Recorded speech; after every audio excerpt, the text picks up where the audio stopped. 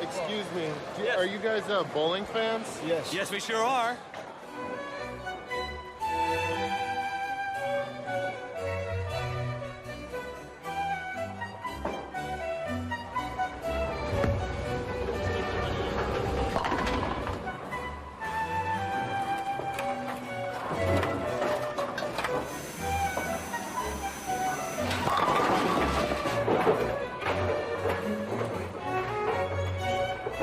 Yeah, I bowled as a kid. I bowled with my family. I bowled with friends. It's what you did Saturday. It's what you did Sunday. You bowled. It was cool.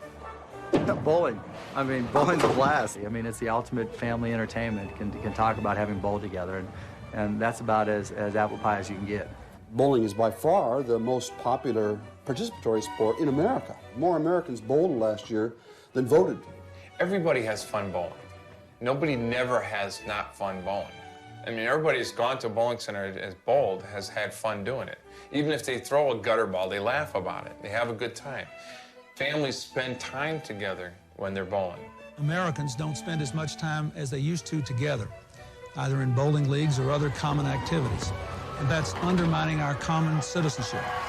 We have to do something about that. It's almost like the word bowling is funny, or people just automatically have a negative connotation of that word. What are you doing? I'm going bowling. I'm not bowling much myself, but I enjoy making fun of people who bowl.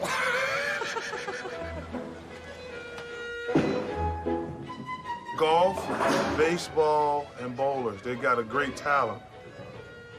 They're not athletes now. What's so hard of knocking the pins down? I don't understand the bucket concept. Well, when I came in here, I saw a lot of bowlers eating the hamburgers and the fish sticks. I think they're eating it because it's healthy for them and it just keeps their mind on bowling, I guess. It's kind of intimidating to be in the presence of so many great athletes. We were not getting out of this picture that was big belly, beer drinking, yeah. Smoking idiots. Yeah. That was, I mean, that's what the whole bowling world looked like. Those perceptions will tend to linger on because the people who are making the judgments aren't involved. A baby is not born saying the first words, bowling is shit. That's not the first thing that comes out of a baby's mouth. Somehow that child is taught that. Unfortunately, perceptions are very difficult to change over the years. I mean, it's had that image since 1950. You know, in the 50s and the 60s, and, you know, is where you had people that really learned the technique of bowling. Here, let me show you. Is that the ball you're using? Yes, the one on the end. Did you know how to hold it? Oh, I think so. You just put your fingers in the holes and throw it. Well, there's a little more to it than that. See, put your fingers in there like that. You must think we're not very bright. But really, this is the first time we've ever been bowling. I think the women's movement contributed to the death of bowling because guys can't get out anymore. You used to be able to come together with your buddies, have a bunch of Budweiser, smoke some cigarettes, and bowl, and be away from the family. And now you gotta stay home and take care of the kids. In the old days, I think you could just bail on that. And it's better for us, actually, humanity, that men are more involved with their kids. But bowling had to suffer, and that's a problem. The reason that bowling gets no respect in this country is because bowlers get no respect in this country. And the reason bowlers don't get respect is because they're largely blue-collar guys. What is that? It's my Pro Bowler Automatic Thumb Warmer Limited Edition. So it isn't bowling, when you get down to it, that gets no respect. It's the people who bowl who get no respect from the elites. And these are the same elites who run most of our culture. They're the ones who make movies in this country. They're the ones who make television. They're the ones who put out newspapers. This is a snobbery of the worst kind. If bowlers were a bunch of guys who went to Princeton and Yale and Harvard, bowling would be as shishi as could be. I do think there's this sense that it belongs to a different time.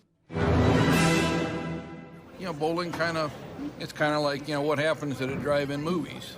I mean, there's maybe one in the state now. And before, you know, and back then, it was the thing to do, was to go to the drive-in. Even families. Yeah, even with families. I would say that the master trend, so to speak, probably the most important social thing that happened in the course of the 20th century was the privatization of our leisure time as television. When television came into American society like a lightning bolt in the 1950s, it was a big dramatic change. Live, here are your finalists: Pete Weber, Walter Ray Williams Jr., Wayne Webb. I've enjoyed being behind the microphone at 3:30 on Saturday afternoons. I've been a part of the rich heritage of the Professional Bowlers Tour, a show whose family tree stretches back to the days when television was an infant.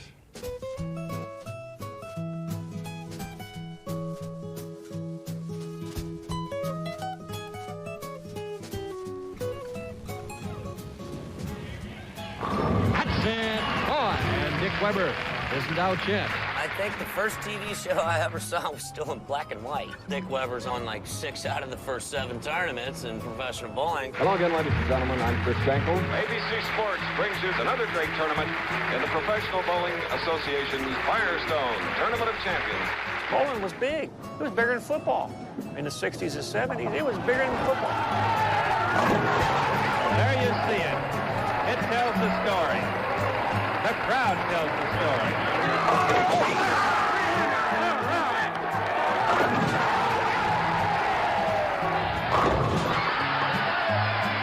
At that time, all of the other major sports were making about the same amount of money. I put myself through college basically bowling. Smile tells the story of congenial winner Walter Ray Williams. 12 years old, I knew I was going to go out on a PBA tour when I turned 18. And here I am, hopefully to win the Firestone. That was really the golden age of bowling. And bowlers were very popular, and Dick Weber got invited to the White House a couple of times to teach the president how to bowl. I think bowling definitely was a lot bigger than it is now. I think that the 60s and 70s, and really more the 70s and 80s, the choices were limited. And bowling was in a very good position in front of wide world of sports, a great lead-in, Saturday afternoon, Chris Schenkel, great history. It's been a great experience to be a part of it. And to our friends at the Professional Bowlers Association, thanks for the memories, and here's to many more. Once upon a time in America, bowling was a perfectly fine recreation and sport. We watched it on television. But we live in a different America. We live in the United States of entertainment. And in the United States of entertainment, the one sin you cannot commit is to bore somebody. And bowling was boring America to death, and they didn't want to watch it on television. I think that America, in terms of its vision of sport, has gone through an extraordinary change. It changed athletically, it changed emotionally, it changed socially, it changed spiritually, and it changed in every way possible. And bowling didn't change. And as a result, its marketing, its presentation never kept pace. And as all the other sports kept pace, they finally outstripped bowling, and bowling was left in the Father Knows Best days, and it wasn't part of the American sports scene. Good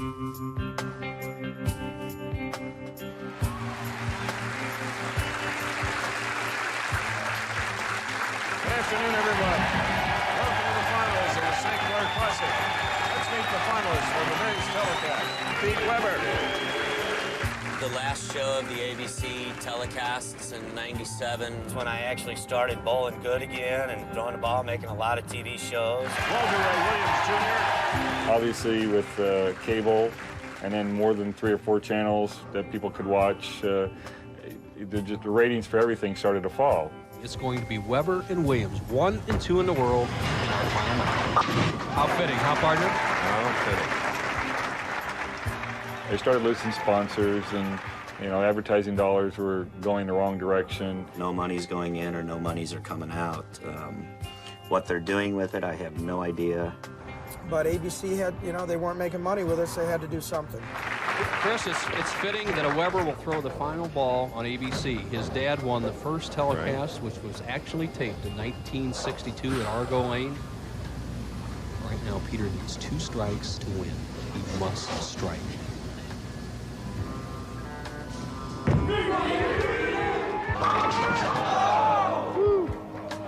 Wow. What a game for our final telecast, Bo. There he is, #1 in the world, and He's quite a bowler, and so is his competitor, Pete Weber. I think that was probably the most devastating match I ever had against him. It was the beginning of the end for the PBA. You know, we weren't convinced it was the beginning of the end, but pretty much everyone knew it. A standing ovation for Chris Shaker. It's not so hard to cry either. Bob, thank you. Goodbye.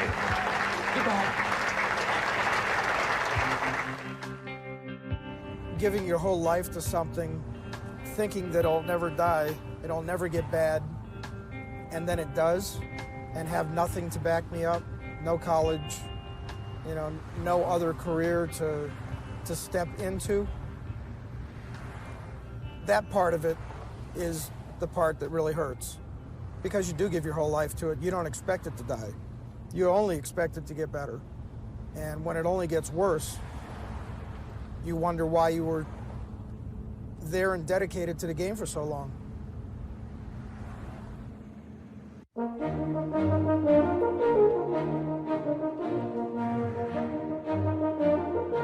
One time, it was the most watched sport on television, professional bowling.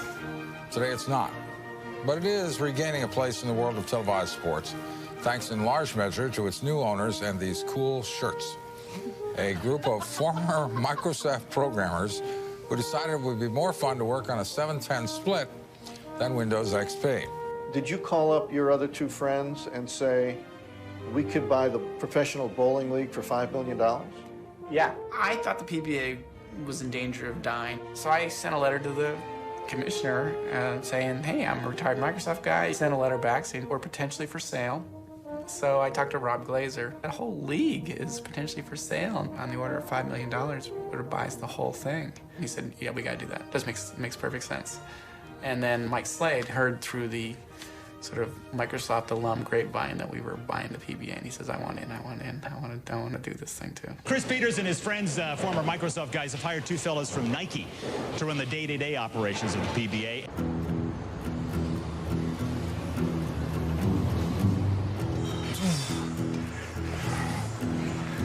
I think the key is to gain credibility. We desperately need credibility in the tour. We need to be able to be thought of as a sport, as a real sport. We need to be able to be competitive with other sports. We're going to be fighting for mind space in the TV. Reintroduction of our players will be a factor that we've got to spend a lot of time on, dimensionalizing the players, telling their stories, trying to get people to understand who they are.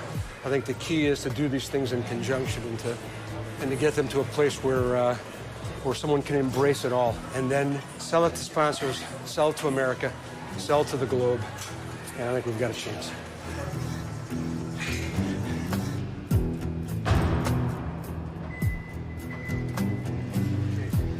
I think the roots of bowling are really the roots of America. When one describes the average bowler, I think you do think immediately of middle-class America. I think you do think of a blue-collar activity. I do think that there is an attitude that bowling is at the low end. Will we ever overcome it? I don't know. As we go down the path of change, it will affect some people very positively, but some people very negatively. Seeded number 1, world champion. Whatever, done just about everything, more perfect games than anybody. Well, the right way up, people. He's in the Hall of Fame. He's in the Hall of Fame in bowling. He's in the Hall of Fame in horseshoes. He's a fantastic bowler, horseshoe player, the whole bit. I've been following his career for like 5-6 years now. And what else can I say? I mean, I wish I were him. When he was a teenager, they named the Deadeye Horseshoe after Walter Deadeye Williams Jr. He gets better. He gets better as time goes on. He's sort of like a rare wine. He just gets better and better and better. Oh God, you idiots. Yes, yeah, he's a little bit of a geek, but Walter is an incredibly intelligent person. I don't drink, I don't smoke, don't do drugs, never have. If I wasn't bowling for a living, I probably would either be a teacher, math, physics, maybe working for JPL or NASA. I think my physics degree probably gives me a little different perspective. My mother called me from the beauty parlor one Saturday afternoon, and she said, there's this horseshoe pitcher who's a pro bowler, and I want you to watch him on TV for me. And I said, okay. So I turn on bowling. 26 years of age, bowling out of Stockton, California. Trails by 14, but could cut the lead to 4 with a clutch double here on lane 33. He likes it. He's got it. Big shot for Walter Ray. Oh, what a break. What a break. That 4-pin right out. I think the players on the tour are beginning to realize in the future going to be a very tough customer on the PBA Tour. So I didn't know much about bowling, and then we met a few months later. We met later that summer, yeah. She actually designed the house, basically, and she's the one who picked out almost everything. It's a little bigger than I would have done, but it's all right. If you're the really lucky guest, you get to stay in what we call the poo room, which is all these knickknacks and stuff, which is, and all the Winnie the Pooh stuff. A 38-year-old kid. I didn't just say how old she was, did I? I don't want her to kill me. She's always coming up with good reasons to kill me. You better bowl better. Tremendous, complete professional bowler.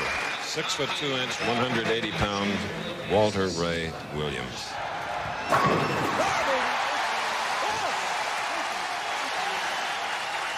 19th PBA title, 6 World Horseshoe titles.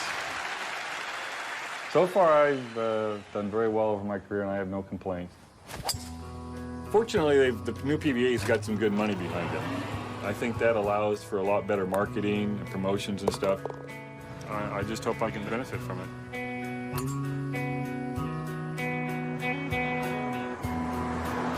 The one dream that I always had was just to make a TV show with my dad. And we've never done that. We've never made one TV show in my 25 years as a PBA member. We never made a TV show together. It's never going to change. Dick Weber's always going to be more famous than Pete Weber because, I mean, Dick Weber made professional bowling what it is today, and anybody says different, I'll argue with them about that.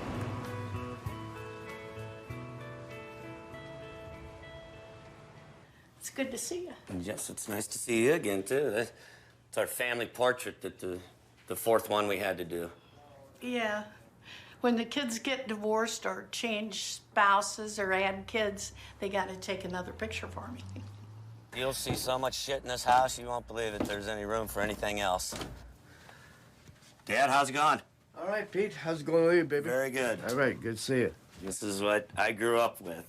The smallest tournament to the biggest tournament always was just as much fun. That's when bowling was bowling. Dick Weber.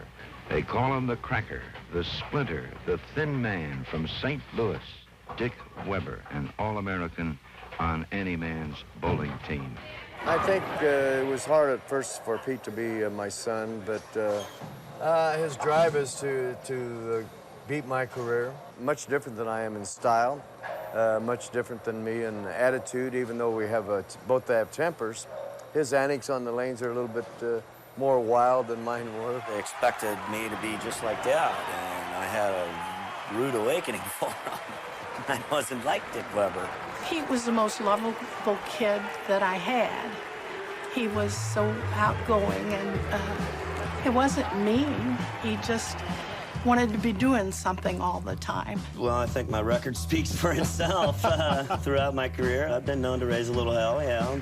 Later part of the 80s, early part of the 90s, I don't think the guys respected me because I was the rebel of the tour. According to PBA officials, Pete Weber is appealing a 6-month suspension from professional bowling for conduct unbecoming a professional, a violation of PBA rules that he allegedly committed while on probation for previous rules violations. Drank so much, I'd just slur everything, not be able to walk, and pass out on the floors. You know, you get into a little trouble with Uncle Sam, and, you know, you have warrants out for your arrest. He's not as nice as his father.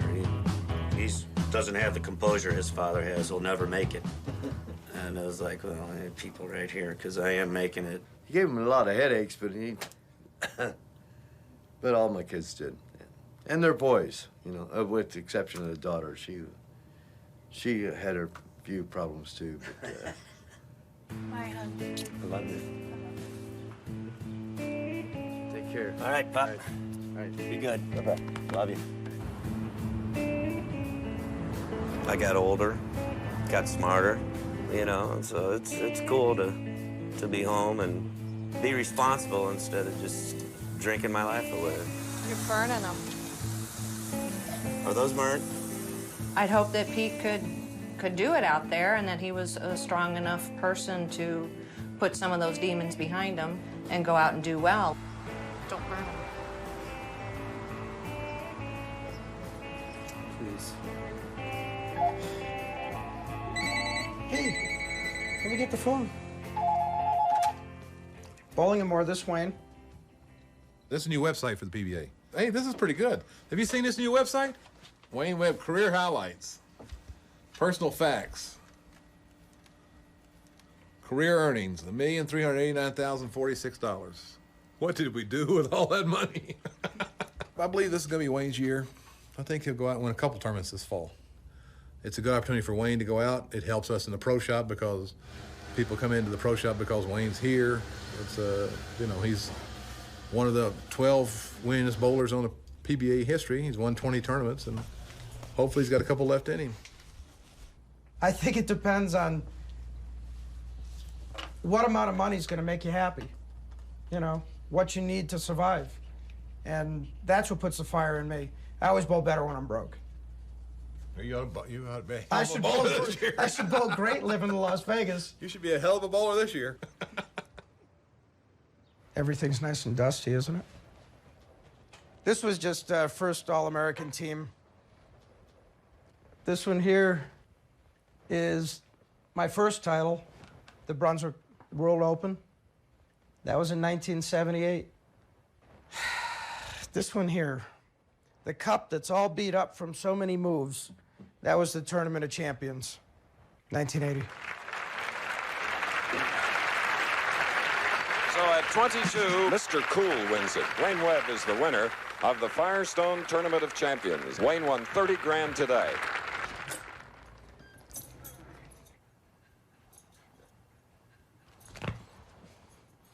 Zena's the one girlfriend that'll never leave me. My last wife told me, says, I hate bowlers. I hate everything about them. I never liked bowlers. I'm like, great. So why'd you marry me?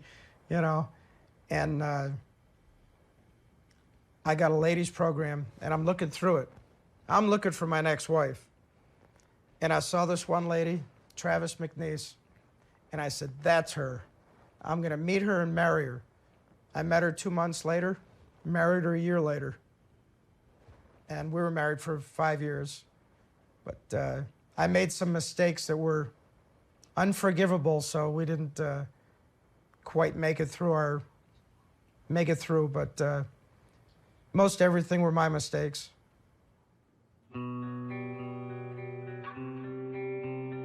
Back in the early 80s, I did a lot of partying.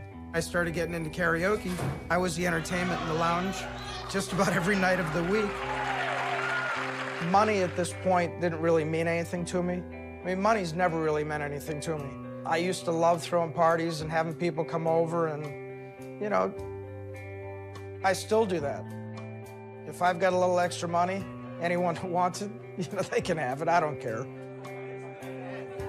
That was probably my biggest downfall. I wasn't cheap, and it didn't bother me to pay for everything. I didn't handle it very well financially because I enjoyed gambling, so I had to go bankrupt for a second time.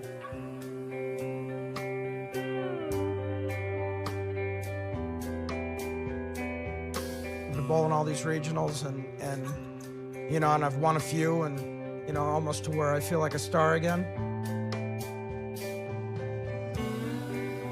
It's my best way to make a living and get ahead.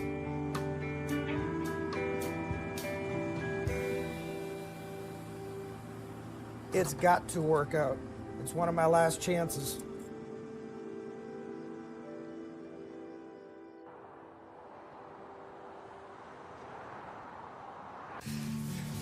Hey.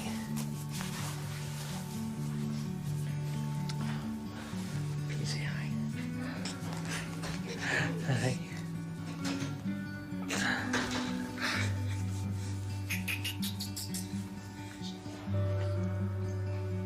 I got no chance to get up.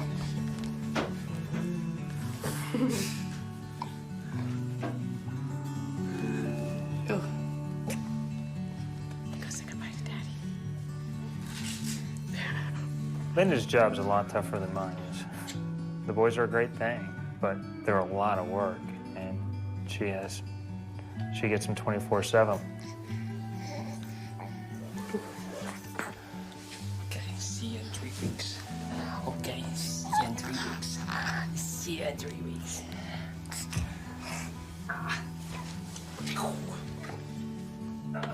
I'll do it as long as I can, as long as I can balance that out with my family and not feel like I'm taken away from my boys.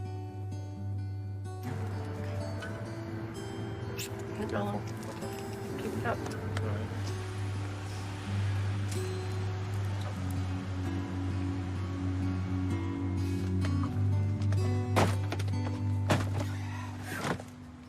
Wichita's is about 6 hours tops. Depends if we stop in here or not. But other than that, if I let Tracy drive, we'll make it about 4.5.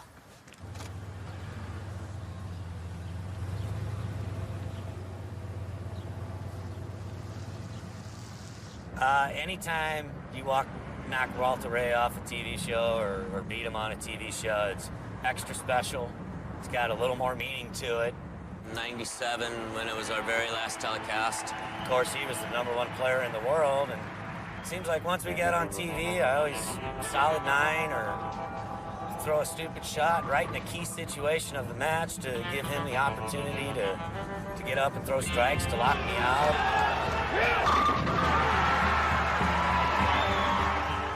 So yeah, there's some things I'd like to do next year, and a couple of them are beat Walter Ray on TV. We're going to have an opportunity to get together with the players and spend some time and talk to them about the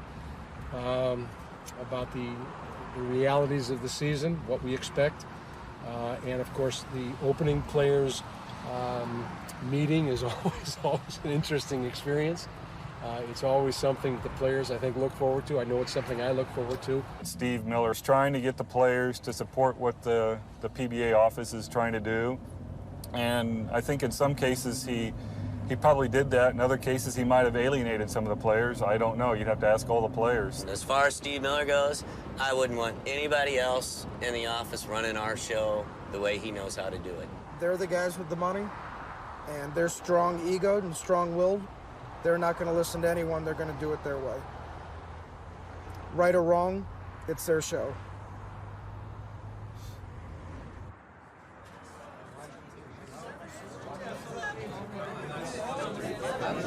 It's a good fear. You bought a ticket to a tennis match. I'm going to keep it and remember all the things I get screwed out of before. It's on the semis. Balcony.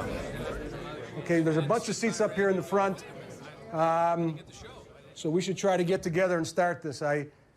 We said 6 o'clock and we should start. We're already a few minutes late. We're going to talk about the finances. It seems to me that there might be a concern that those rich guys are making money off of me. I'm going to show you where we are financially. Operating costs, almost $19 million. Why does it cost $19 million? There's all kinds of shit you pay for. If you have a friggin' business, when you open it up, you turn the goddamn lights on, it costs. Traveling cost. My fucking salary cost. I'd like you to try to add some of this shit up, because you may find, I may be wrong about this, but you may find we're spending more than we're making, which means a loss of revenue. And we need to begin to recognize that our value is limited unless we do things to push our value up. The average number of viewing households in America this last year, the PBA was ahead of the National Hockey League, ahead of the LPGA, ahead of the X Games, and ahead of MLS soccer. Now, a dose of reality.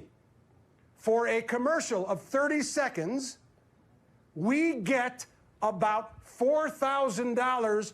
Our ratings are better than these people. Do you know what the National Hockey League gets for a 30-second spot? $15,000 minimum. Why? Because they have value. Why? Is it real value? It's perceived value. Bowling, our sport, has had no unified message. What is the message in bowling? Have fun? Have a beer? What was the message for bowling? How do you talk to consumers? You have to have a coordinated, well-placed, understood message. And two of our messages this year are going to be only one can win, and the march to the World Championship. Why? Because we need to build equity in the World Championship. It has to be a focus. I want you to feel good about who you are. I want you to go to a motel and check in, or a hotel and check in, and when they say, what do you do for a living? I want you to tell them. As opposed to some people who I've checked in behind who didn't tell them. Because you don't feel good about yourselves. I want you to feel good about yourself. I may tell you a bunch of shit you don't want to hear, but I'm not going to lie to you. And don't think for a second I don't care about this, because I care a great deal. But I want you to care just as much. And if you don't like being told, if you don't like it, don't bowl, then I'm sorry. That's not fair. I have the right to play. You don't have a right to do anything. You are being given a privilege because of your skills. Let me just close with one last comment. Together, we got a chance. Separately, we have no fucking chance whatsoever. So either we're in this together, or you can kiss my ass. Thanks. Have a good day, fellas. I feel like, in retrospect now, I was able to get to a place that I wanted to get, to a passion level, to a passion decibel I hadn't been before, to an explanation decibel I hadn't been before, to a clarity I hadn't been before. I was able to challenge, I was able to cajole, and I was able to hug and love. He's a very, very good motivational speaker. And, you know, to hear him talk and speak about things, I mean, I think he could sell ice cubes to Eskimos. I don't think that's a bad thing. Starting next week, you'll receive patches for how many shirts you have, 8 or 10. That's all you receive for the whole year. I want you guys to sew those patches on your shirts. Last year we went through about 15,000 patches, it seemed like, on the tour. That's only about $22,000, but yeah. You know. So sew those patches on for us. If not, they're going to cost you $1 a patch. It's a budget cost, so please get those sewn on.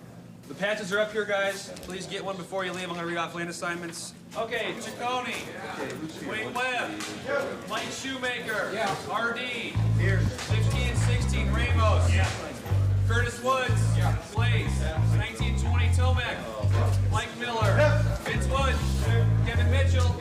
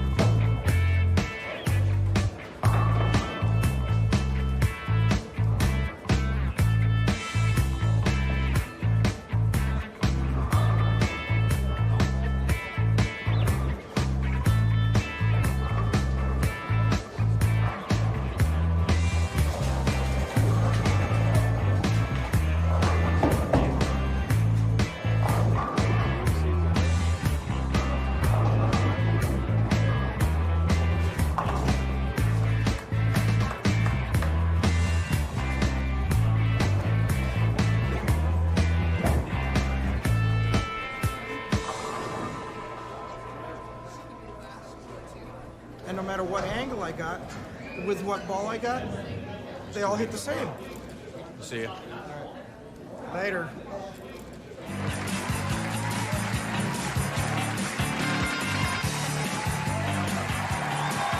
Hello again, everyone, and welcome to Wichita. So glad you could join us. The first of 20 telecasts here on ESPN. We start the march to the World Championship. It's a tough road for these bowlers. The 130-man field bowls 9 games and then gets cut to 64. Then we bowl a second qualifying round for a place in the 32-man single-elimination match play bracket.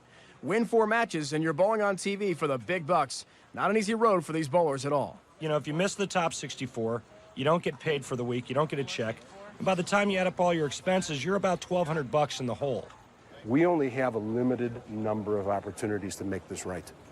You know, we have 20 shows. We don't want you to be play actors. We don't want you to do something that you're uncomfortable with, but we want you to do whatever it is you are comfortable with. You need to be yourself, and you need to be as much of yourself as you possibly can. The reality is this is a great opportunity for you as individuals, for us as a sport, and certainly for our league, for the PBA.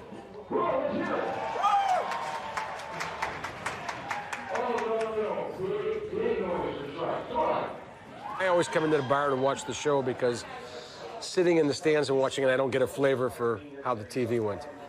I think about a bunch of things, but mostly scoring pace and energy and what I would be thinking as a consumer. If I was watching this, what would I be thinking? Would this be interesting? Would it be meaningful? And, those are important issues. I'm Mike Roth. I produce the PBA shows for ESPN. One of the first things I started with was introductions. You know, they had never successfully done that in the past, and I thought, if you want it to be big, you want to get on the air with a bang. With lighting and, in some cases, smoke, we're making it feel big. The crowd's going crazy, the guys are high-fiving, fans are out there, everybody's pumped up.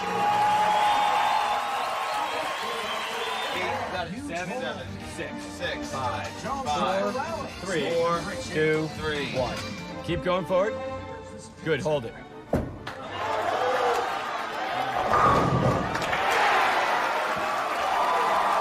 Good, good.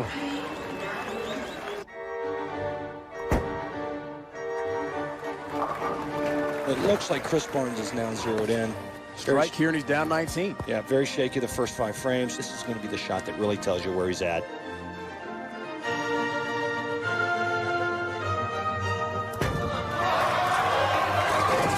Oh,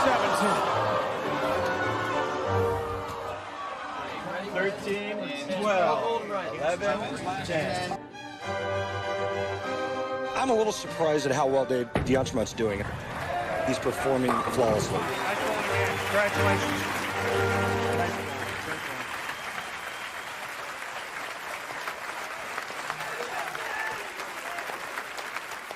I want the show to keep moving. I want there to be continuity and visibility and high energy, which I'm always concerned about. We not only had glitches, we had other kinds of difficulties.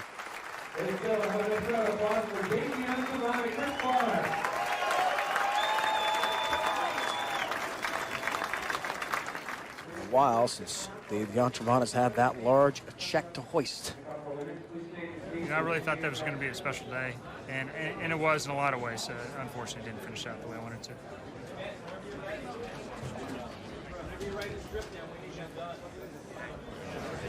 We're going to leave because we already made plans to leave.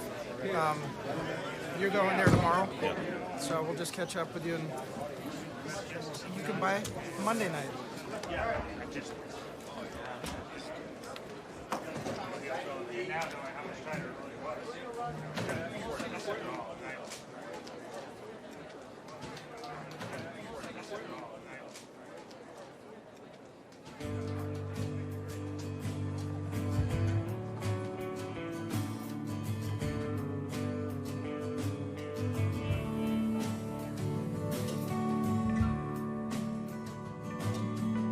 They couldn't care less about us. You know, they're thinking of their future and don't care about the people that gave their life to it. And I think that's where a lot of guys my age feel a little resentment to the way that they treat us. You know, some things they do are good, and some things they do, they've got to learn. They admit they're going to make mistakes, but it'll get better. They're smart people and they know what to do.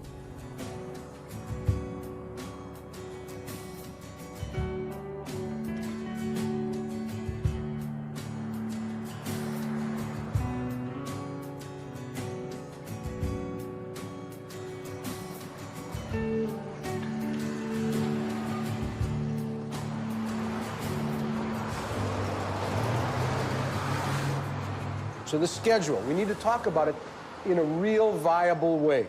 And the preparation level for the World Championship in terms of going in and sending Andrew in and trying to get sponsorships, going in and trying to sell tickets, going in and trying to get things done. Why didn't we do that for every event?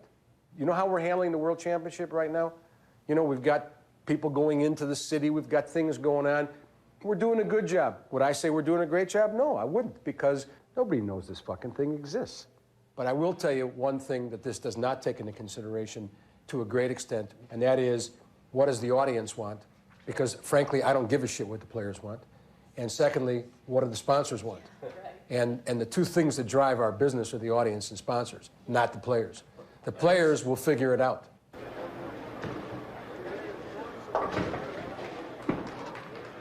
In my own personal interactions with Steve Miller, it's been unfortunately that we've had more heads butting than we've had, you know, good handshakes.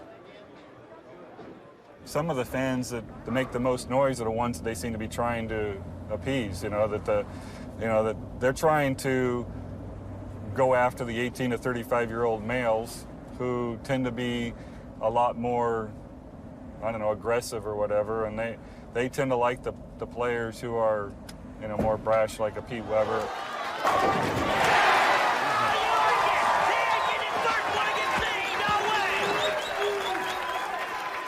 I think those guys are exciting to watch, but you know, I also like to see good performances too.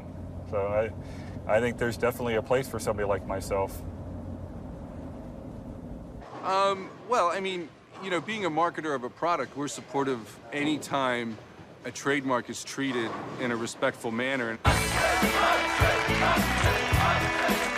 Although that was a comedy, and the whole overtone of that movie was a comedy. Even from that movie, even back then, it was a natural fit, we believe. So we were contacted by representatives of the PBA, about 10 months ago, to talk to us about an opportunity about sponsoring the sport. Basically, anyone who has stinky feet or suffers from foot odor and wetness, mothers, you have fathers, you have kids. And I think if you look at your average bowling center on any given day, you're going to see it filled with people that make up that demographic. To us, it's a perfect fit. We feel like we had a very strong team this year. And quite frankly, we wanted a team that would get exposure on the show on Sundays. And we feel like we've definitely achieved that goal with Walter Ray.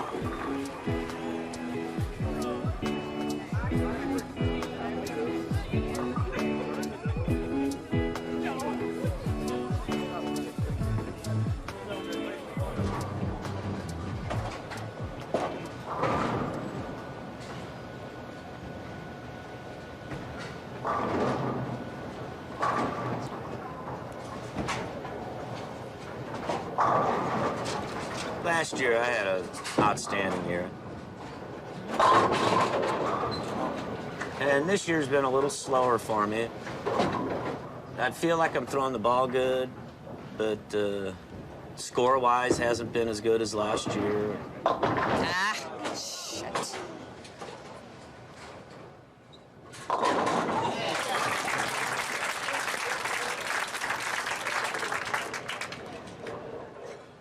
I firmly believe your home life, I mean, if you have a family, a wife, that relationship's got to be strong.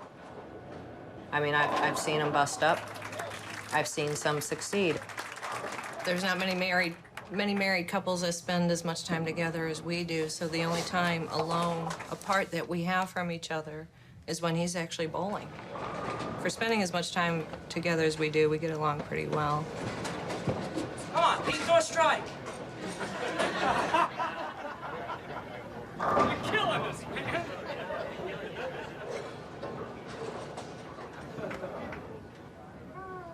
Come on. Come on.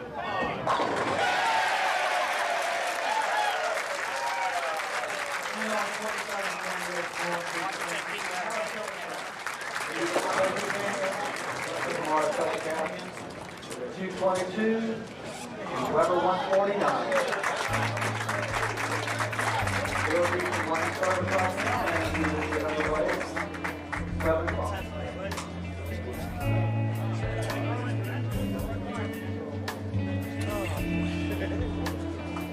95 would have been the 1 year that I really would have considered quitting. I mean, I bowled so bad that whole year, and my personal life wasn't in order, and He come home with his tail between his legs. He says, what do I got to do? I think I want to go back to college and learn a trade.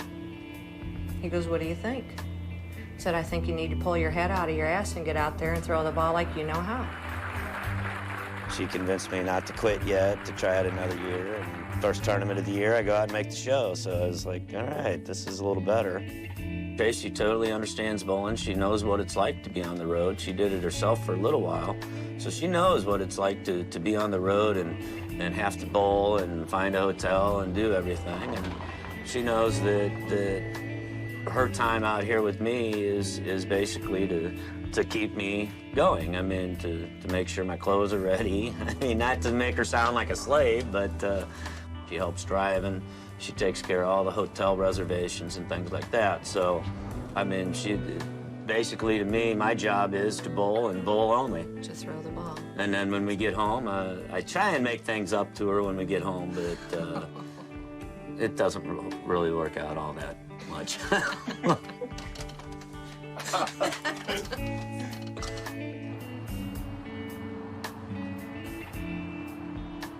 I feel like in the past I've sacrificed the one thing that was most important to me, and that's the family life.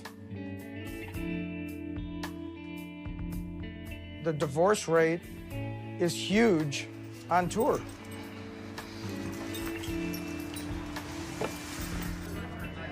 Because of the ups and downs are so tough. Emotionally, we go through hell out here. There have been a number of families that will buy a motorhome. These guys will do that just so they can have some type of a home life. We got a fairly good-sized refrigerator. It's got some food in it. Not lots, but it's got some. The one sink over here, main sink, and over here is another toilet, or actually the toilet with another sink over here. My wife is generous to let me have this one. Did you want something, honey? Yeah, if you're making one, I'll have one. You'll have one? Yeah. Okay. I guess PDW likes the peanut butter jelly, which I actually like also, but I prefer the meat sandwiches. And I'd like to think that bowling's entertaining. Unfortunately, some people don't think bowling's entertaining, and I think part of that goes to, people who are running the PBA. From my perspective, you know what? We are what we are. There has to be, at some point, an ultimate decision maker. I believe in that. I believe that you have to have some place where the buck stops.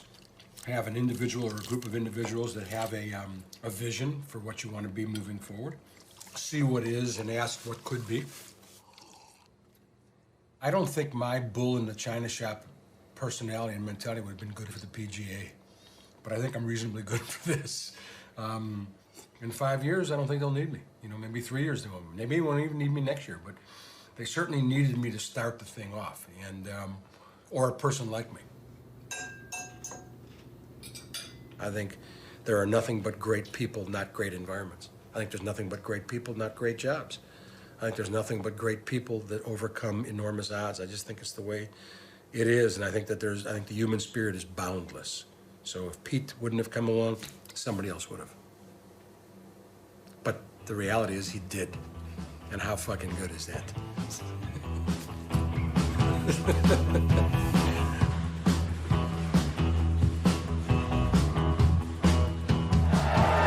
PDW is a champion again. And for the first time in his great career has defended a PBA Tour Championship. I'm the defending champion again. Damn it, does it feel great. Can you believe that buzz you're hearing is actually about bowling? So refreshing to see a bowler talk trash. Our next guest would actually love it if bowling was a contact sport. A man who's turned the PBA into something really memorable, Mr. Pete Weber.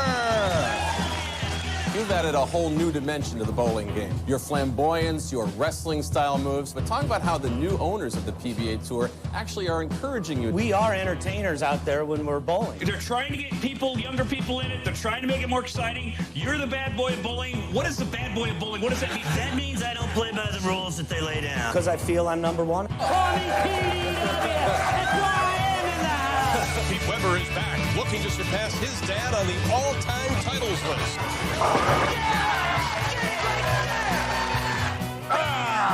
I just wanted to say that for everybody in the world that that has only got to read about me and see me on TV and has never met me. I'm not an asshole. That's a good piece. Wow. Very impressive. This shit's actually happening. When I'm on TV, I know I'm on TV, and I try to, you know, convey what I consider a positive image. You know, you get Pete Weber, just the opposite. Going out being really crude because I'm real happy. That doesn't make any sense to me, but whatever.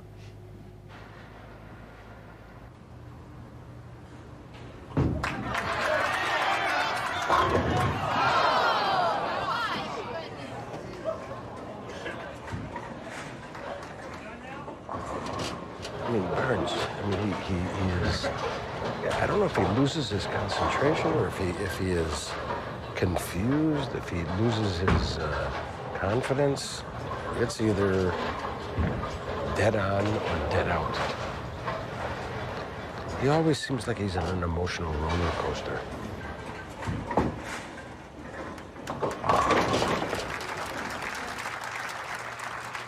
There's very little happy medium for him.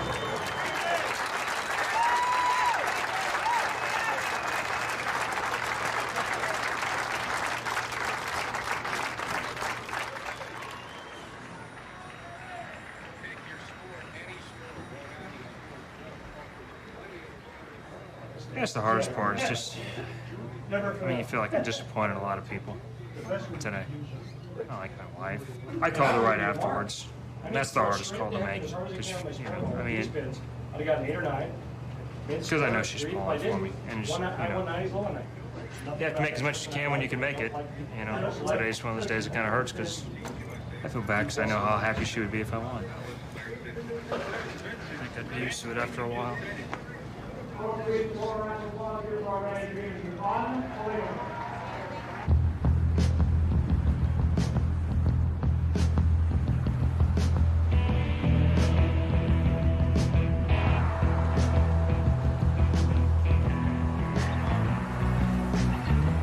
Welcome to Sin City for the PBA Storm Las Vegas Classic.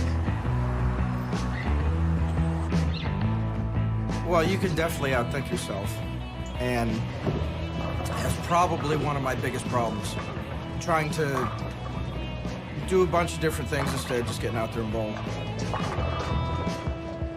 I know how to bowl. You know, I know how to get there. So I'm just gonna do it. And knock down a lot of pins.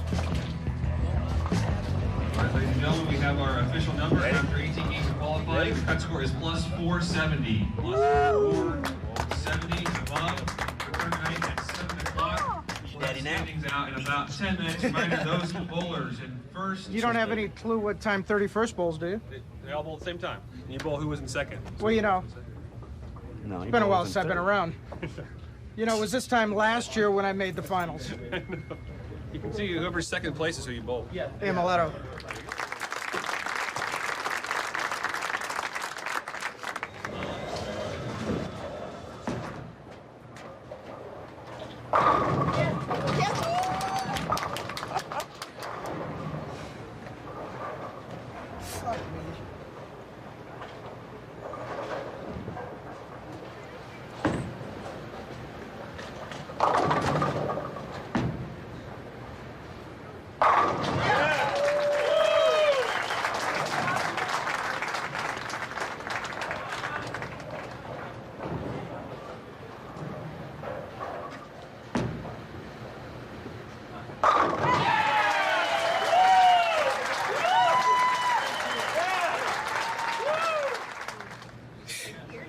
I mean, not that it mattered, he shot 300.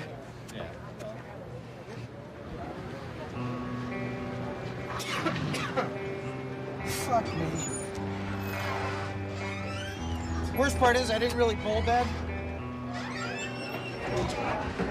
I mean, my attitude right now, I almost want to go home, but I really can't afford to. I need to stay out here and do the right thing. It's not quite as much fun right now, especially being in Vegas, where I still have a little bit of a gambling problem. where I want to play, and that's not good.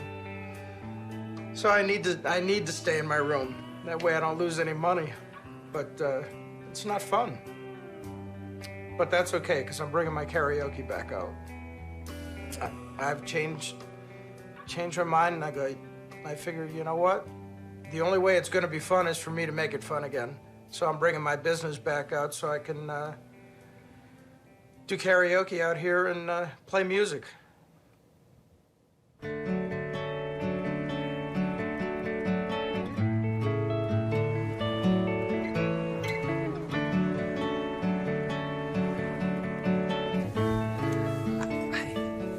Two boys have affected my career mostly for the better, I think.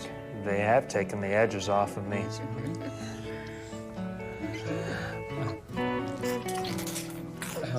And if something happens and I can't bowl tomorrow, you know, I can walk away and say, you know, I was good enough to play out here and play with the best of the best. It'd be nice for my boys to know that this is what I did. I'd rather be a great father than a great bowler with 2 kids. Good morning.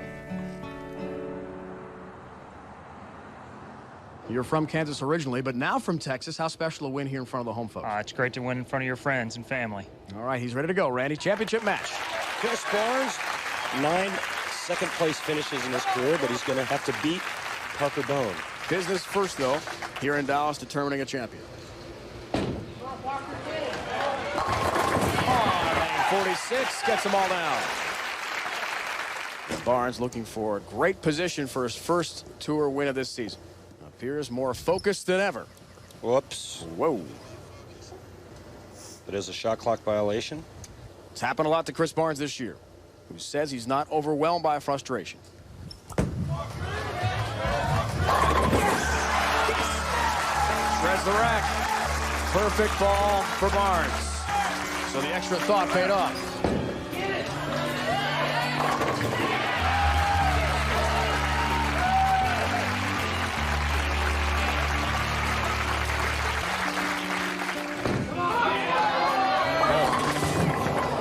Leaves a 6.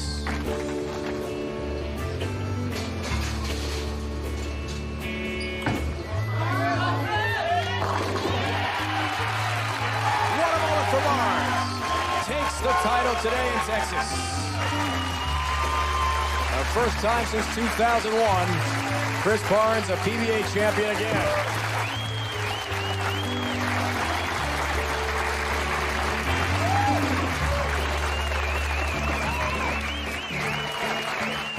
Oh, man, how cool is this?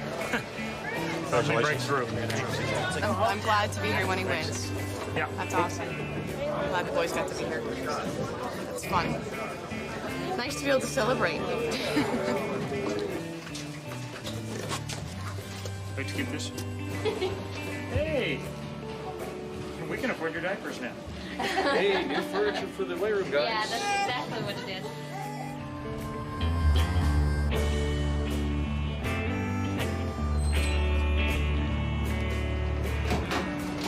Well, I'd like to win twice more in this season. Obviously, the World Championships would be the biggest goal, aside from $100,000 or $120,000, which I think, I don't know anybody that can't use that. That'd be a nice way to finish off the season.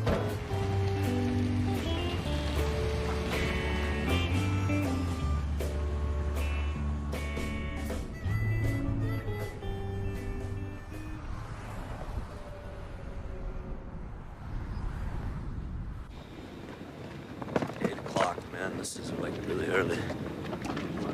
I think more people are starting to watch now more than ever, I hope.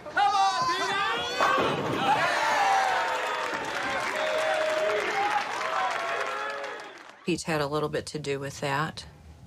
Yeah.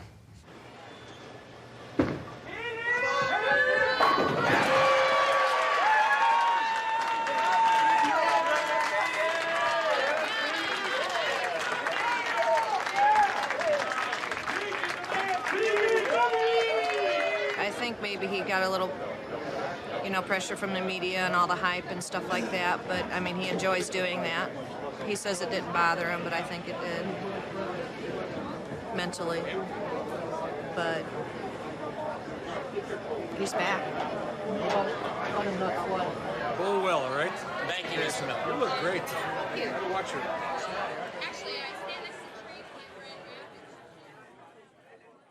That's right, PDW's back in the house. Are we going to see a cross shot today? I ain't even waiting when they put the spotlight on me, when they do the intros. Bam! From St. Anne, Missouri, a two-time U.S. Open champion, one of just 4 players to win bowling's Triple Crown, PDW Pete Weber.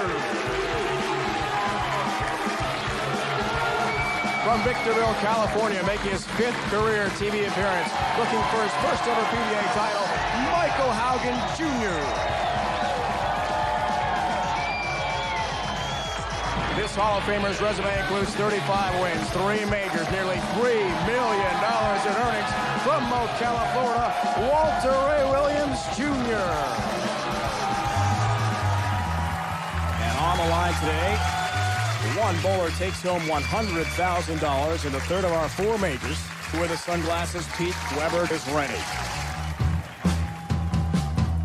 The U.S. Open is underway with Pete Weber.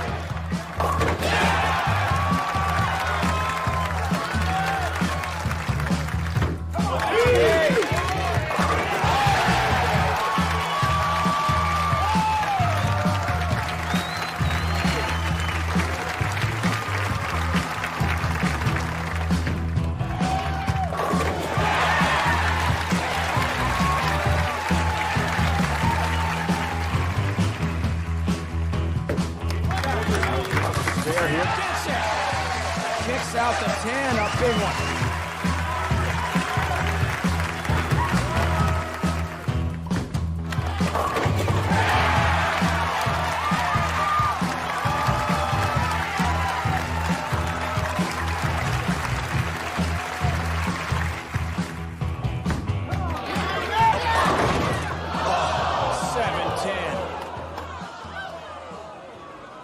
Ball got back to the pocket, but what a horrible break.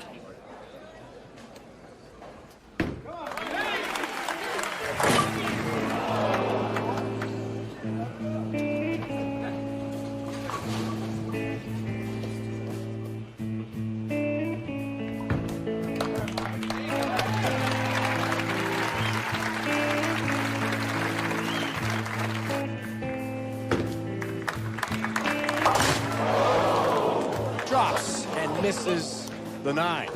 An open frame.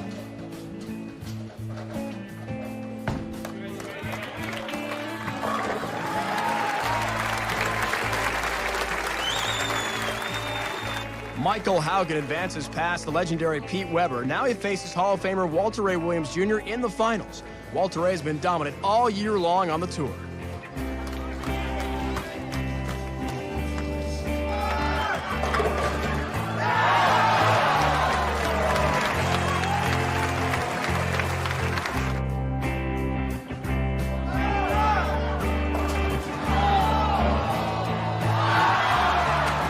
Walter Ray gains his 2nd win and continues a season of dominance. With this win, Walter Ray Williams Jr. locks up the #1 seed for the season-ending PBA World Championship. Things work a little differently at the World Championship. The top 8 players this year, including Walter Ray Williams Jr. and Pete Weber, are seeded directly into the round of 16 at the Taylor Sportsplex. Everyone else, yours truly included, have to fight it out at Taylor Lanes for the remaining 8 spots. Randy, we can't wait. We're all looking forward to it. It should be exciting. I hope I came across pretty good today. Oh, my God. Good job. Thank you, sir. Thank you very much. I feel pretty good. Thinking about Player of the Year yet? Oh, definitely now. It's I definitely want to be Player of the Year, and I think I've got a good shot at it. However, we still got the World Championship with 120,000 first place. So my main motivation is to bowl well and win. The winning, I mean, the money's nice, but you're out here to win. That's to perform well week in and week out. I think that's what everybody's goal is.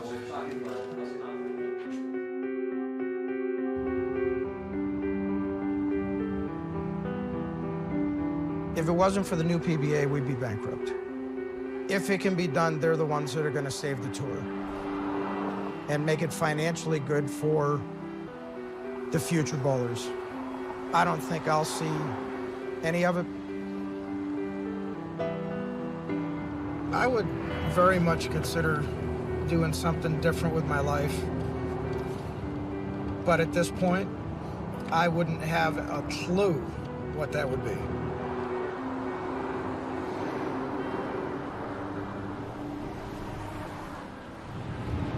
I'm done with it. I'm gonna get out there and kick their ass.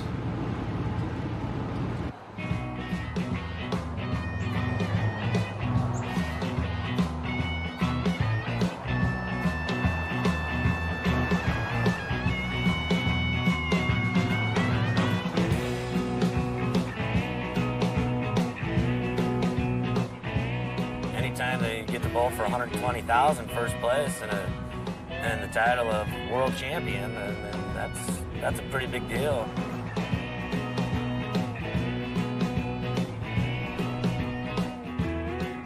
Next week in Detroit is really the pivotal moment in our, not only in our season, but really in our career. It's the pivotal moment for the PBA.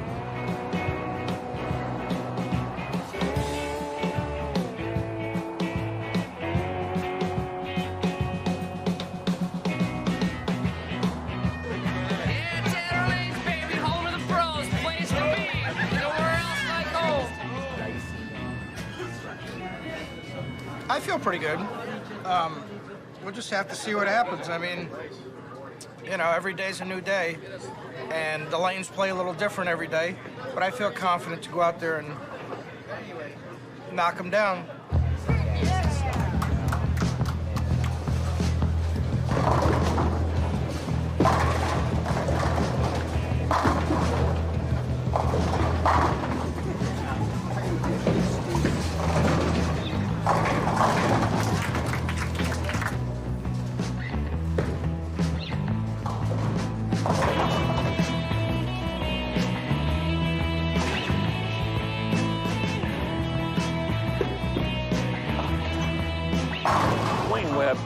Definitely a great player. When he first came out in the 70s and 80s, he was great. In the 80s, he was probably the #1 guy. He just went through a thing in his life where he just, who knows what he was thinking. Yeah, I think Wayne could have been better. I think he could have been great, but he fizzled off a little bit. He's 40, he's still 40 like Walter, but he's not the same. He's up and down. He'll bowl good and then he'll bowl bad.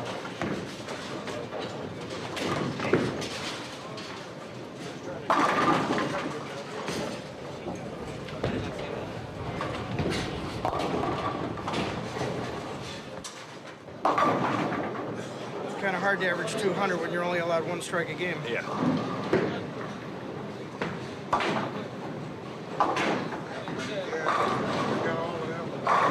I've successfully convinced myself to quit fucking bowl.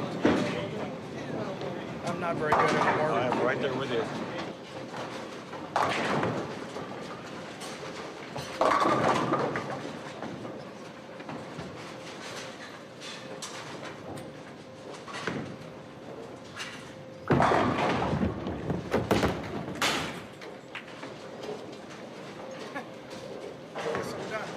I suck. Let's see. I am down there a little bit further. Keep going. Keep fucking scrolling. Should be in last by now.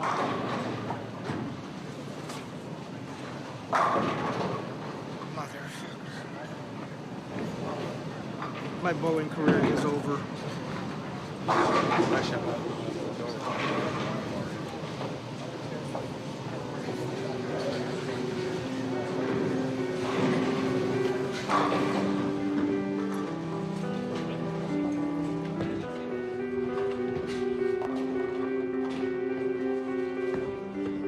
The biggest part that's scary about giving up bowling on tour,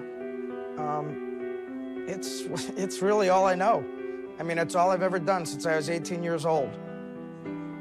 And at 45 years old, what do you do?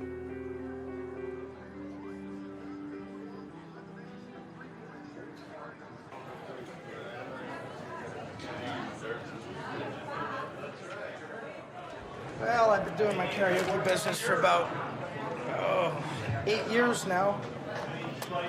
This is the only thing that I find that's enjoyable on tour. They had some management changes here at Taylor Lanes.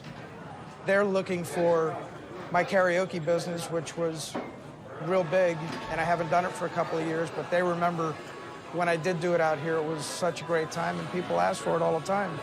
By request for that front table of ladies up there.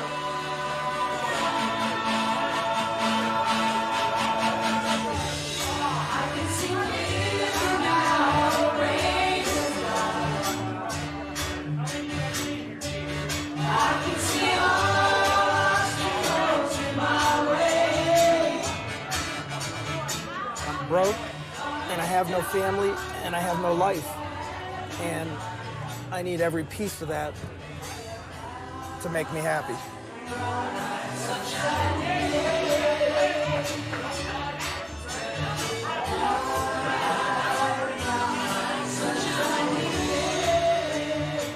I've been on the road too many years. 27 years is enough.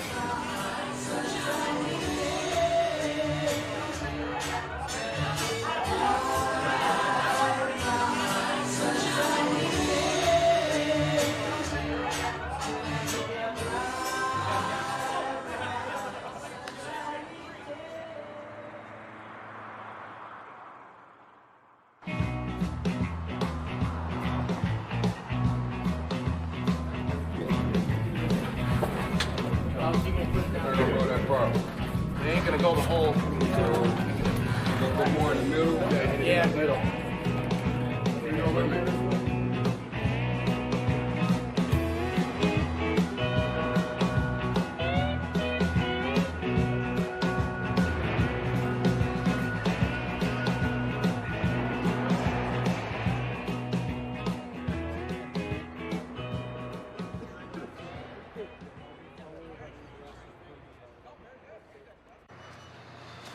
No, we will not button the top button. That looks gay. I'm not Phil Mickelson. Oh, pretty good today. Threw the ball good. 120,000 on top. Got to be pumped up for that. Then when you're bowling somebody and they get a lucky break and give you a little jab, it's your job to jab them back.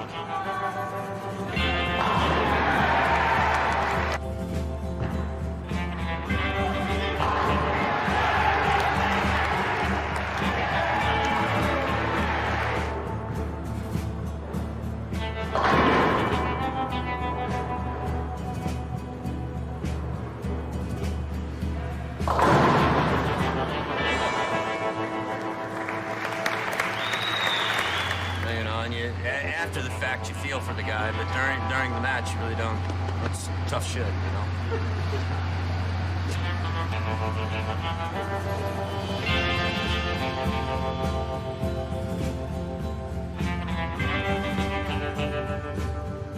I think Pete, when he's on, Pete is hard to handle, and he's great from the front.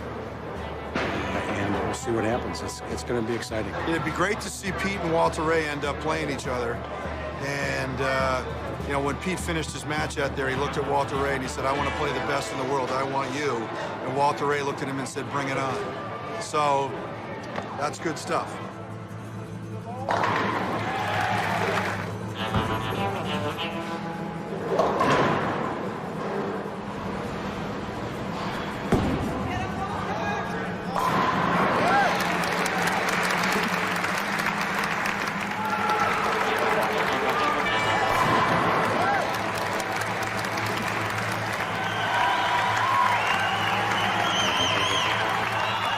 Whatever the outcome, I just want it to be a great show, and I want it to be a great, again, affirmation for the professional athlete and the professional bowler. And I think we're getting there. We've come a long way, baby. Well, it's anytime you win a major, whether it be the first one of the year, first turn of the year, or the last one of the year, a major title is a major title, and that would just add to my major title collection. So it makes it a bigger win to beat Walter. I'm gonna take fucking Walter down.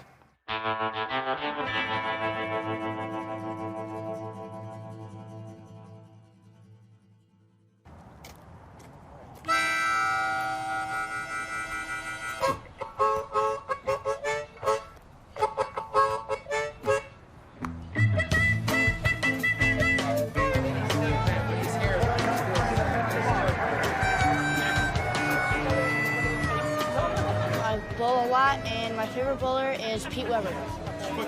Yeah, PDW. Love you. Only one can win, baby. Only one can win. We're waiting for the go-ahead signal to start letting people in. A lot of them have been here since 6:30 this morning. Put that center in there and you can open it up. Let's go, folks. I had the restless night for us, so I got no sleep and he slept okay. This is fantastic. It doesn't get any better than this. What are these? Oh no, these are beautifying sticks. You want one? For a while there, I think he had a little bit of a thing about bowling against me. He got a little bit more nervous than he normally did, but I think he might have got over that. We'll find out today. But I'm not worried about that today. It doesn't matter. It's just a one-game match, and hopefully it's exciting.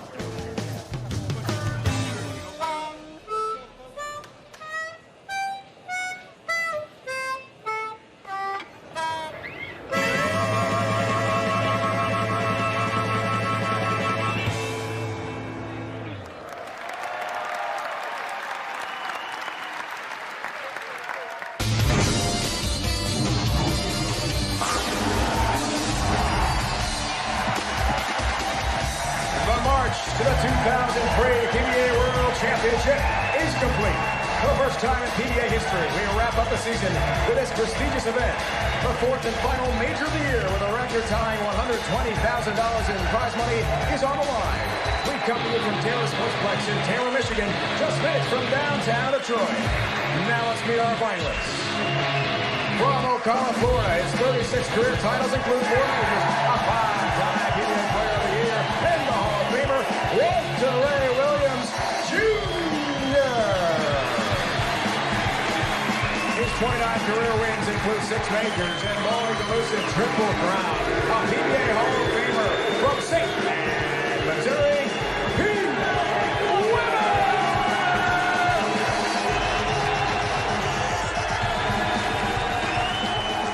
Randy, we are lucky today, no question about it, here in suburban Detroit. So much prestige, so much prize money, a record-tying $120,000 on the line to the winner. Big crowd here today. And we're underway.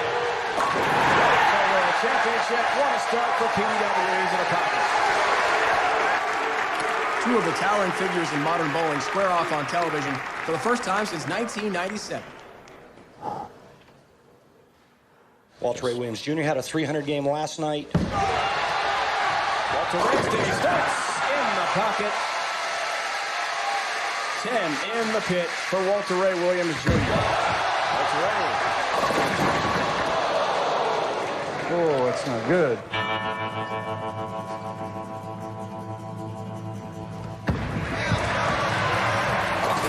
Cover the 2 pins there for a mark. They call him Deadeye for a reason.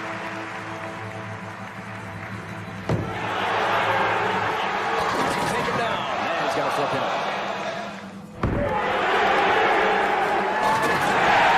Weber with a big strike.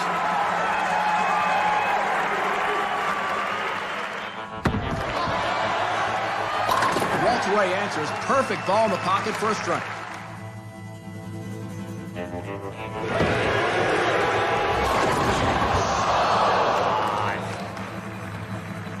God damn it, come on.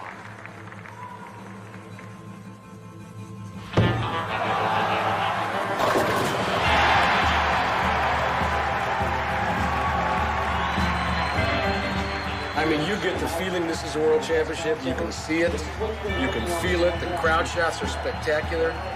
The action. I mean, this is some shit now. This is some shit. I like the drama. I love it. I love it. I love it. Weber strikes in the 6th, and this match is dead even. The pressure is really on now. This is a huge shot for Pete Weber.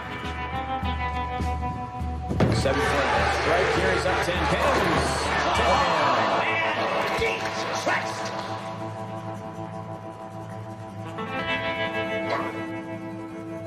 We're seeing it all flow out today here in Taylor. But for just a second, he lost it. Walter can take a 10-pin lead with a strike in the 7th. Here he is. Walter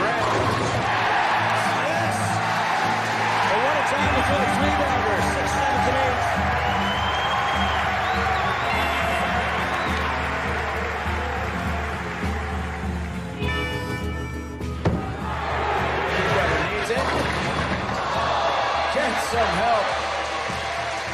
As the 10 pin is tripped late, still has a 7 to deal with.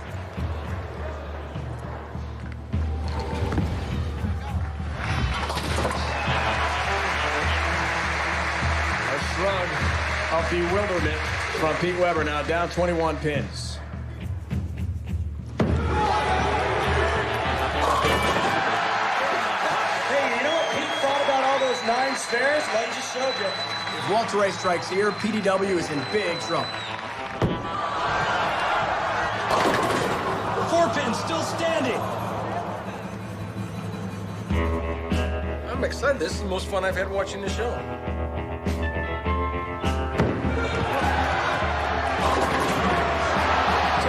Does he get help? By a whisker. The messenger rolls past the 10 on the deck.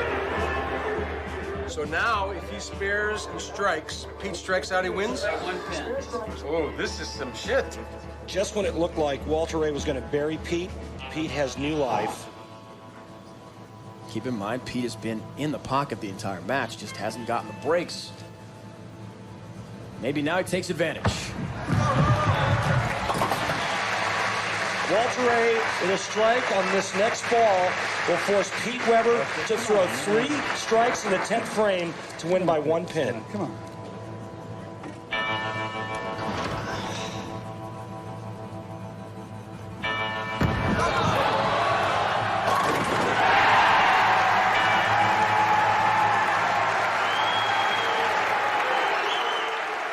The 10th frame, 3 strikes, he's a winner.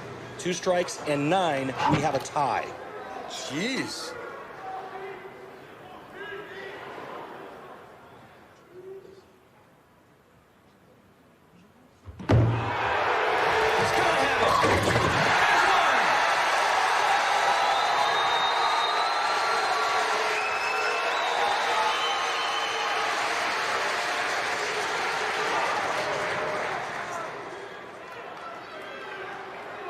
Needs this to at least get a tie, and then 9 pins.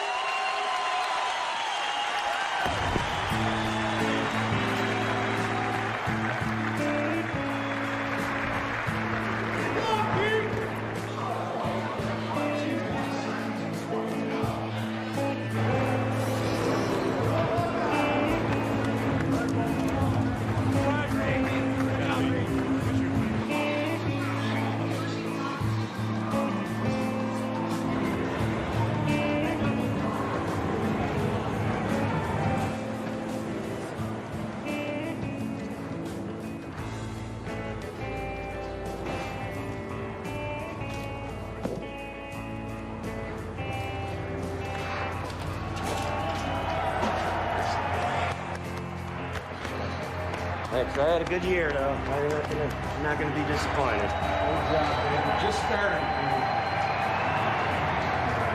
Shit. Beautiful temp then, huh? Oh, yeah. It's right in the right fucking spots, too. Especially in the summer. Unbelievable. You can feel the intensity on TV. Spectacular.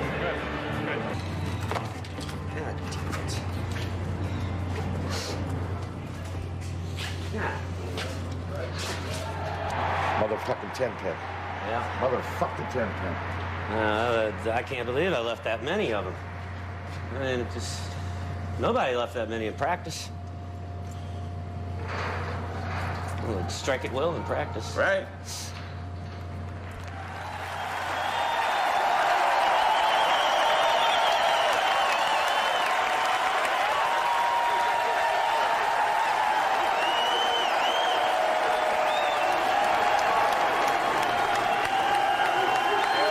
Here to present is Steve Miller, the president and CEO of the PBA. I guess I should have listened to you earlier.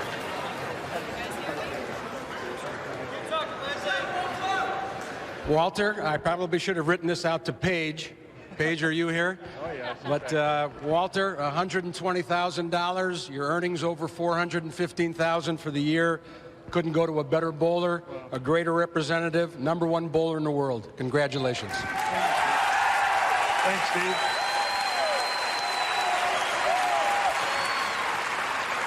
Well, I'm not quite speechless, but almost.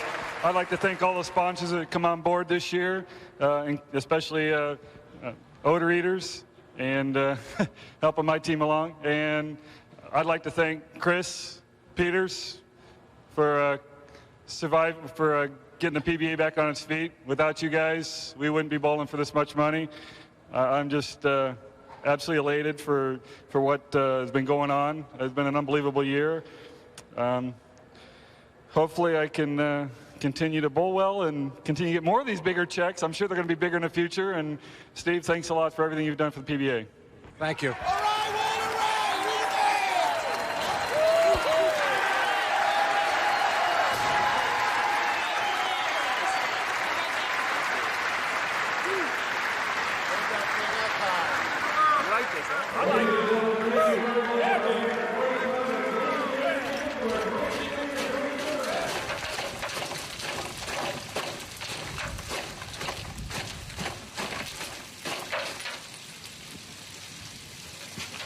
Hey, want some ice?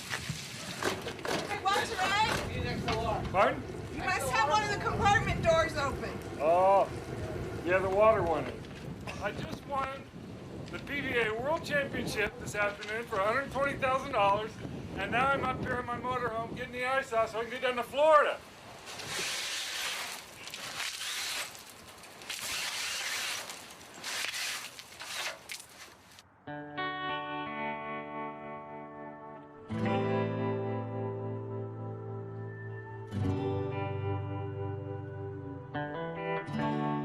A lot of the stuff I do on TV, I have got from wrestling, and you know, I got to come up with a new one. The crotch chop's getting a little old, and people aren't liking it, so I got to come up with a new one.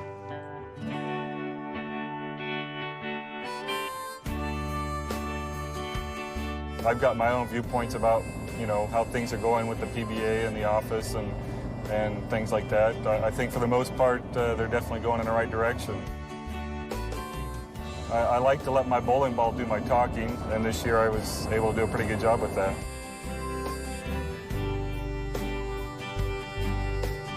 I think it's exciting. I think for the first time I've actually thought maybe my kids could be bowlers. Because there might be a PBA around and they might actually be able to make a living doing it. Yay! He just needed his boys here. See that? We show up and Daddy throws a three-bagger.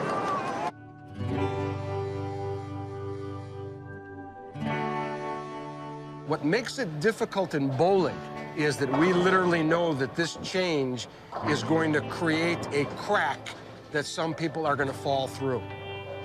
It's part of the way the world works, and it's one of the sad things, but one of the great things is to be able to hold on to what you had, look at it as a celebration as opposed to a funeral. I made a decision to basically give my entire life to bowling. And now I'm, you know, now I'm kind of paying the penalty for it. You know, the little places are gone. And I think that that's just because of the way, that's just society. When you walk into the bowling center and the person working the desk goes, "Hey, Wayne, what's going on?" That's what it's all about, is people knowing everyone. They were all mom and pop centers. If I could ever get into a bowling center that had that type of feeling again, that'd be the greatest thing in the world.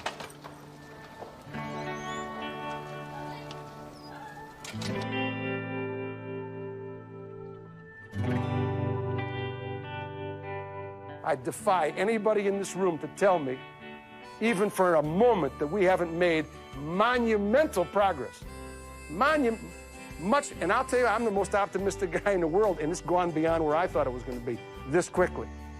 But this is the 100-year war. This is not an overnight deal. This thing was fucked up. And I don't mean a little fucked up. This thing was fucked up.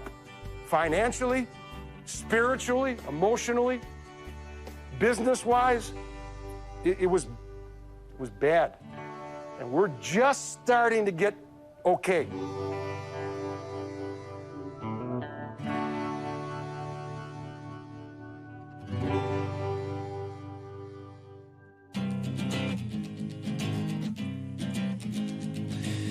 You watch me on your TV.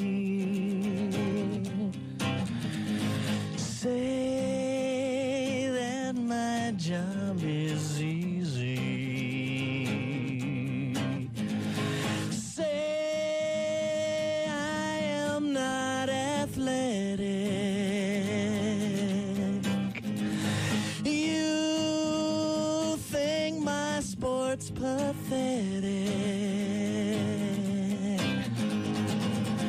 But you can't judge me till you walked a mile in my bowling shoes.